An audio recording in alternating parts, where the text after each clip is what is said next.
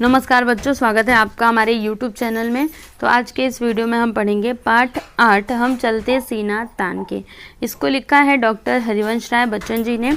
इनका जन्म हुआ था 27 नवंबर 1907 इलाहाबाद उत्तर प्रदेश में और इनकी मृत्यु हुई थी 18 जनवरी 2003 में।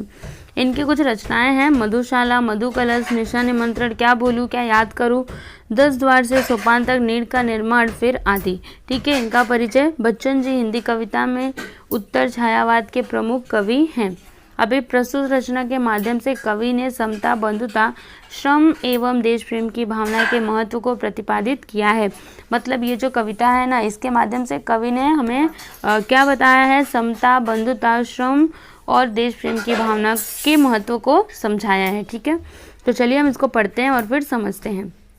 तो देखिए बच्चों, यहाँ पर क्या दिया है, धर्म अलग हो, जाति अलग हो, वर्ण अलग हो, भाषाएं, पर्वत, सागर, तट, वन, मरुस्थल, मैदानों से हम आए, फौजी वर्दी में हम सबसे पहले हिंदुस्तान के, भारत माता के बेटे हम चलते सीना तान के। अभी देखिए यहाँ पर कवि जी क्या कह रहे हैं कि धर्म अलग हो, जाति अलग हो, वर्ण अलग हो, भाषाएं, मतलब भले ही हमारे धर्म अलग हो, जाति अलग हो, वर्ण अलग हो या फिर भाषाएं अलग हो, और हम भले ही कोई पर्वत से आया, कोई सागर तट से आया, कोई वन मरुस्थल से आया, कोई मैदानों से आया, लेकिन फिर भी क्या होता है कि फौजी वर्दी में हम सबसे पहले क्या हैं, हिंदुस्तान के हैं। मतलब फिर से समझिए इसका कि भले ही हमारे जाति अलग है, धर्म अलग है, वर्ण अलग है, भाषाएं अलग है, चाहे हम अलग अलग जगहों से आए हैं, लेकिन फिर भी फौजी वर्दी में हम क्या हैं, सबसे पहले हिंदुस्तान के हैं और भारत माता के बेटे हम चलते सीना तान के। मतलब सीना तान के चलना मतलब क्या होता है, गौरव के साथ चलना। तो भारत माता के हम सभी बेटे हैं। ठीक है। भले ही हमारे जाति अलग है, धर्म अलग है, वर्ण अलग है या फिर भाषाएं अलग है, चाहे हम अलग अलग जगहों पर रहते हैं, लेकिन फिर भी हम सब क्या हैं, भारत माता के बेटे हैं। चलिए बच्चों अभी आगे पढ़ते हैं। हिंदुस्तान की जिसकी मिट्टी में हम खेले खाए हैं, जिसकी रचकन हमको ममता समता से अपनाए हैं, कर्ज चुकाने हैं हमको उन रचकन के एहसान के, भारत माता के बेटे हम चलते सीना तान के। फिर यहाँ पर कवि जी क्या कहते हैं कि हिंदुस्तान की जिसकी मिट्टी में हम खेले खाए हैं, मतलब हिंदुस्तान की मिट्टी है जिसमें हम क्या हुए हैं, खेले और खाए, मतलब जिसमें हम बड़े हुए हैं, और जिसकी रचकर हमको ममता समता से अपना है, और जिसकी रचकर मतलब जो धूल की कड़ होती है ना वो, तो जिसकी रचकर ने हमको क्या किया है, ममता और समता, ममता मतलब ममता और समता मतलब एकदम समानता। ठीक है। तो जिसकी रचकर ने हमको ममता समता से अपना है, मतलब भेदभाव नहीं किया है, चाहे वो बुरा इंसान हो, भला इंसान हो, सभी को इक्वल माना है। समता मतलब क्या होता है, इक्वल। ठीक है। तो हमको ममता समता से अपनाए हैं, कर्ज चुकाने हैं हमको उन रचकन के एहसान के, भारत माता के बेटे हम चलते सीना तान के। अब हमें क्या करना है, वो जो रचकन है जिन्होंने हमको क्या किया, ममता समता से अपनाया, उनके कर्ज को चुकाना है, और भारत माता के बेटे हम चलते सीना तान के। चलिए फिर आगे पढ़ते हैं। जिसकी पूजा में सदियों से श्रम के फूल चढ़ाए हैं, जिसकी रक्षा में पुरखों ने अगणित शीश कटाए हैं, हम रखवाले पौरुष वाले उसके गौरव मान के, भारत माता के बेटे हम चलते सीना तान के। फिर यहाँ पर कवि क्या कहते हैं कि जिसकी पूजा में सदियों से श्रम के फूल चढ़ाए हैं, जिसकी पूजा के लिए, जैसे हमारा हिंदुस्तान है तो इसकी पूजा के लिए लोगों ने क्या किया, श्रम के फूल चढ़ाए, मतलब यहाँ पर उन्होंने कितनी मेहनत की है, हमारे देश को कितना आगे लेकर गए हैं। ठीक है। ये सब इतना हमारा देश आगे क्यों बढ़ पाया है, मेहनत के बल पर।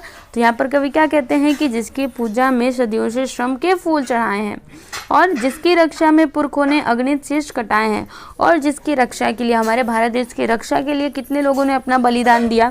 तो यहाँ पे कभी क्या बोल रहे हैं कि जिसकी रक्षा में पुरखों ने अगणित मतलब जिसे आप गिन भी नहीं सकते हो। ठीक है। अगणित शीश कटाए हैं, और हम रखवाले पौरुष वाले उसके गौरव मान के, भारत माता के बेटे हम चलते सीना तान के। अभी रखवाले पौरुष वाले मतलब हम क्या हैं, हम अपनी भारत माता के रखवाले हैं। ठीक है।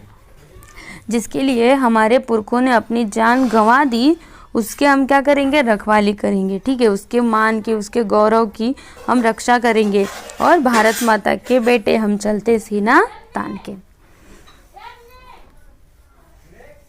अब बच्चों आगे देखिए क्या दिया है, हम गिर जाएं किंतु न गिरने देंगे देश निशान को, हम मिट जाएं किंतु न मिटने देंगे हिंदुस्तान को।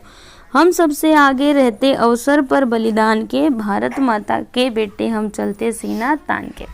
फिर यहाँ पर कवि जी क्या कहते हैं कि हम गिर जाएं, भले ही हम गिर जाएं लेकिन न गिरने देंगे देश निशान को। देश निशान क्या है? हमारा प्यारा झंडा है ना। तो हम अपने देश के निशान को नहीं गिरने देंगे, भले ही हम गिर जाएं लेकिन हम देश के जो हमारा निशान है उसको हम नहीं गिरने देंगे। हम मिट जाएं किंतु न मिटने देंगे हिंदुस्तान को, भले ही हम मिट जाएं लेकिन हम अपने हिंदुस्तान को नहीं मिटने देंगे। ठीक है। हम सबसे आगे रहते अवसर पर बलिदान के, और जब भी बलिदान का कोई अवसर आता है तब हम सबसे आगे रहते हैं, मतलब हम डरते नहीं हैं, हम हमेशा आगे रहते हैं बलिदान देने के लिए। और भारत माता के बेटे हम चलते सीना तान के। चलिए अभी आगे पढ़ते हैं। जो वीरत्व विवेक समर में हम सैनिक दिखलाएंगे, उसके गाथाएं भारत के गांव नगर घर गाएंगे।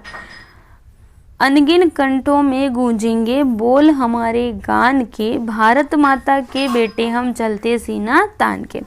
फिर यहाँ पर कवि क्या कहते हैं कि जो वीरत्व विवेक समर में हम सैनिक दिखलाएंगे। समर मतलब क्या होता है? युद्ध। ठीक है। तो जो वीरत्व और विवेक मतलब क्या? सोच समझकर कोई भी काम करना। ठीक है। तो जो वीरत्व और विवेक हम युद्ध में दिखलाएंगे, मतलब हम जो सैनिक हैं, तो जो वीरत्व और विवेक हम युद्ध में दिखलाएंगे उसकी गाथाएं भारत के गांव नगर गाएंगे। और उसकी गाथाएं और कौन गाएंगे? भारत के गांव और नगर और हर घर गाएंगे। ठीक है। मतलब जो वीरत्व और विवेक हम युद्ध में दिखलाएंगे उसकी गाथाएं कौन गाएंगे? भारत के गांव नगर घर गाएंगे। और अनगिन कंठों में गूंजेंगे बोल हमारे गान के। और अनगिन कंठों मतलब सभी लोग गाएंगे हमारे गान के। ठीक है। अनगिन मतलब जैसे आप गिन नहीं सकते हो, मतलब सब लोगों के कंठों में क्या गूंजेंगे? बोल हमारे गान के और भारत माता के बेटे हम चलते सीना तान के। ठीक है बच्चों। देखिए यहाँ पर हमने ये कविता पूरी की। आई होप कि आपको समझ में आई होगी। अभी हम शब्द वाटिका देख लेते हैं। देखिए मरुस्थल मतलब क्या होता है? रेगिस्तान। रजकण मतलब धूलिकण। एहसान मतलब उपकार। पुरखे मतलब पूर्वज। समर मतलब युद्ध। मुहावरा है यहाँ पर सीना तान कर चलना, मतलब गर्व से चलना। ठीक है बच्चों।